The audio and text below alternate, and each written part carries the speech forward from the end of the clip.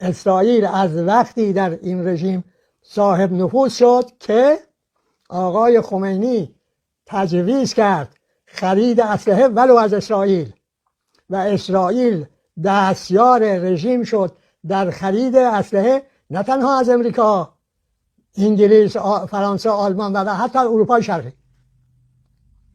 همه اسنادش منتشر شد تو ایران گیت. هم اون مقامی که رفت به مشاور امنیتی آقای ریگان گفت که میان روحای ایران یعنی آقای خامنه‌ای، یعنی آقای هاشمی رفسنجانی و پیروان دستیاران این آقایان میگویند ما حاضریم اگه امریکا حمایت بکنه اگه از دولت ما حتی خمینی را هم بکشه.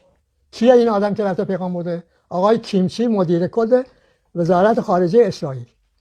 دلال‌های اسرائیل با اسم و رسم شناسایی شدن که اینها خرید اسلحه میکردن برای ایران. خب این همکاری دیگه. در همکاری چی میشه؟ معاملات انجام میگیره، افراد خریداری میشن. از اون زمان اسرائیل نفوذ پیدا کرده در این رژیم.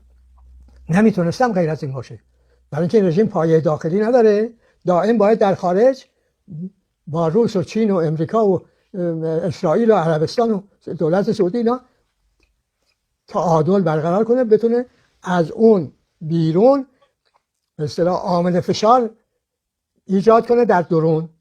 همین کاری که 40 ساله میکنه که شما مردم تکون نخوری، برای اینکه اگر تکون بخوری همه چی فکر میکنی کشور از بین میره، میشه افغانستان. این رژیم این وضع ایجاد کرده. حالا رسیده به اینجا. الان ابتکار عمل میتونه دست شما مردم ایران باشه اگه همت کنید. امیدوارم که دانشگاهیان، دانشجویان احساس مسئولیت بکنند. کار کنید و قوای خودتون را صرف این کنید که این جرثومه فساد را از بین ببرید. خدا به شما تأیید میکند اگر چنانچه قیام کنید و این شخص را از بین ببرید و یکی را خودتون به جای او بگذارید.